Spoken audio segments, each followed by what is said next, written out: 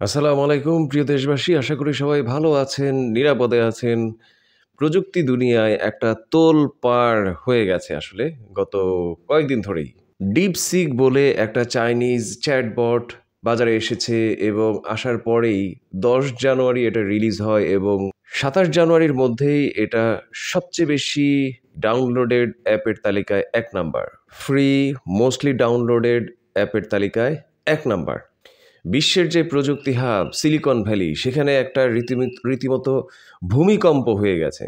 এর আগের যেই চ্যাট বটটা ছিল বিশ্বের বিস্ময়, ওপেন এআই এর সলিউশন, তার নাম ছিল হচ্ছে চ্যাট জিপিটি। তার যে প্রযুক্তি পার্টনার এনভিডিয়া, এই ১৭ দিনে এই সিলিকন ভ্যালির প্রযুক্তি জায়ান্ট এনভিডিয়া তারা তাদের শেয়ারের মূল্য হারিয়েছে ১৮%-এর মতো এবং মার্কিন শেয়ার মার্কেট থেকে $১ ট্রিলিয়ন নাই হয়ে গেছে। তা আমি সাধারণত রাজনীতি নিয়েই কথা বলি। আজকে কেন প্রযুক্তি নিয়ে কথা বলছি, এটা আসলে শুধুমাত্র প্রযুক্তির আলাপ না। এখানে একটা সোশিও পলিটিক্যাল আলাপ আছে এবং আমি যেহেতু প্রফেশনালি হচ্ছি আপনার আইটির লোক, প্রযুক্তির লোক এবং প্যাশনের জায়গায় হচ্ছে পলিটিক্সের লোক। সো আমার জন্য এটা একটা দুর্দান্ত ম্যাচ। সেজন্যই এই খুবই গুরুত্বপূর্ণ ইস্যুটাতে ২ টা কথা না বললেই নয়। আমরা সবাই এরই মধ্যে DeepSeek সম্পর্কে খুব ভালো করে জানার কথা। আমরা অনেকেই ChatGPT-তে বেশ অভ্যস্ত হয়ে গেছিলাম। DeepSeek এসে ChatGPT-কে প্রায় আউট স্মার্ট করে দিয়েছে। প্রায় সকল প্যারামিটারে DeepSeek ChatGPT থেকে বেশ খানিকটা এগিয়ে আছে এবং খুবই ইন্টারেস্টিংলি এটার প্রাইস হচ্ছে ChatGPT-র ৪০ ভাগের ১ ভাগ মতো।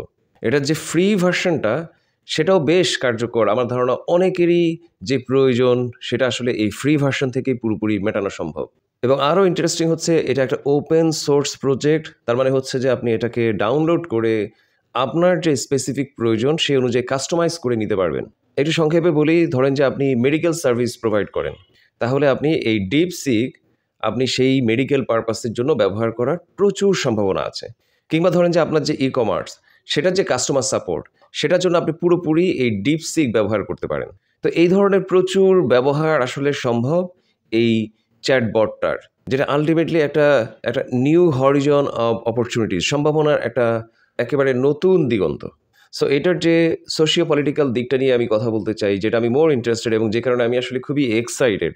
আগেই বলেছি যে এই সলিউশনটা হচ্ছে ওপেন সোর্স, তার মানে হচ্ছে আমাদের আইটি প্রফেশনাল যারা আছেন তাদের জন্য একটা দিগন্ত জোড়া, ব্যবসায়ীদের জন্য দিগন্ত জোড়া একটা সম্ভাবনা এখানে আছে। বাংলাদেশে যারা বিভিন্ন আউটসোর্সিংয়ের কাজগুলো করেন, ইভেন যারা ডেটা এন্ট্রির কাজগুলো করেন, তারা কিন্তু এখান থেকে অনেক বেনিফিট নিতে পারবেন। আমার ধারণা তারা চেষ্টা করলে এই প্রযুক্তিগুলো এখন শিখে নিতে পারবেন খুব সহজে এবং এগুলো থেকে অনেক কাজ করার সুযোগ আছে দেশে এবং দেশের বাইরে।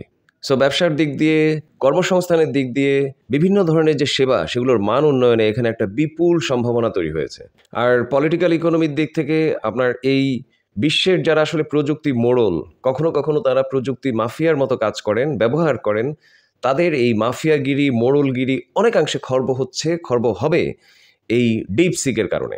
আমেরিকা এককভাবে এবং বেশিরভাগ সময় বেশ অন্যায়ভাবে সারা পৃথিবীর যে চিপের যে বাণিজ্য, চিপের উৎপাদন থেকে শুরু করে যে সাপ্লাই চেইন, এই পুরোটাকে নিয়ন্ত্রণ করত এবং এর মাধ্যমে সে সারা পৃথিবীর প্রযুক্তির ডোমিন্যান্সের অনেকখানি নিশ্চিত করত। সারা পৃথিবীতে এই সেমিকন্ডাক্টর চিপের যে দাম, এটাও নিশ্চিতভাবে আমেরিকার কারণে অনেক বেশি ছিল। কিন্তু এই ডিপসিকের কারণে এই এই যে একচ্ছত্র মাফিয়াগিরি, মোড়লগিরি, এইখানটায় আমেরিকা একটা বড় ধরনের ধাক্কা খেলো, যার ফলশ্রুতিতে আমেরিকার যে শেয়ার মার্কেট সেটা হারিয়েছে $১ ট্রিলিয়ন, বাংলাদেশের কয়েক বছরের বাজেটের সমান। এবং এটাও প্রমাণ করে যে যত আপনি আসলে রেস্ট্রিকশন দিয়ে রাখবেন, আপনি অপারেশন করবেন, এই টেক দুনিয়ায় আপনার হারানোর সম্ভাবনা, ঝুঁকি তত বেশি বাড়বে। এবং কেবল সম্পদ আর পুঁজি থাকলেই যে আপনি এই টেক দুনিয়ায় মোড়লগিরি করবেন, এই দিনটা আসলে শেষ। এই ডিপসিকের ঘটনায় সে কথাটা বেশ দৃঢ়ভাবেই এখন বলা যায়। এখন দৃঢ়ভাবেই বলা যায় যে টেক দুনিয়ার হিস্যা নেবার সুযোগ সবারই আছে। প্রয়োজন কেবল একনিষ্ঠ একটা প্রচেষ্টা এবং রাষ্ট্রীয় উদ্যোগ। সো এইটাই আসলে বাজওয়ার্ডটা। আমাদের ট্রাম্প ভাই এটাকে যেমন খুব ভালোভাবে বুঝতে পেরেছেন এবং তিনি বলছেন যে ওয়েক আপ কল। আমি বলবো যে আমাদের সরকারের সামনে আমাদের যারা আসলে এই ইন্ডাস্ট্রি নিয়ে সিদ্ধান্ত নেন তাদের জন্য এটা একটা ওয়েক আপ কল। আপনারা যদি এখন আসলে এই ঘুমের ভান ধরে যে পড়ে থাকা, এটা থেকে যদি একটুখানি জেগে ওঠেন, চোখ খুলে যদি একটুখানি দেখেন যে পৃথিবীতে কত বড় একটা বিপ্লব আসলে হয়ে গেছে এবং কত অফুরন্ত একটা সম্ভাবনা আমাদের সামনে তৈরি হয়েছে এবং সেটাকে কাজে লাগানোর সর্বোত্তম উদ্যোগ নেবার সর্বোত্তম সময় আসলে এখনই। এবং অনেক অবস্ট্যাকলের পরেও, অনেক ধরনের নিষেধাজ্ঞার পরেও চায়না যেরকম একটা অসম্ভব সাধন করেছে, বাংলাদেশের জন্য এটা একটা ওয়েক আপ কল। আমাদের জন্য আসলে এখানে অনেক সম্ভাবনার দ্বার উন্মোচিত হয়েছে। আমরা কি সেটা নিতে পারবো, নাকি আমাদের অতীত ইতিহাসের মতো বরাবরের মতো হেলায় হারাবো? এই যে একটা দৃষ্টান্ত এবং এখানে যে একটা বিশাল বড় সম্ভাবনা, এই সম্ভাবনার হাত ধরে বাংলাদেশ এগিয়ে যাবে, বাংলাদেশের তথ্য প্রযুক্তি এগিয়ে যাবে এবং সেই আশায়, সেই ভরসায় সবাইকে অনেক অনেক ধন্যবাদ। আল্লাহ হাফেজ, আসসালামু আলাইকুম।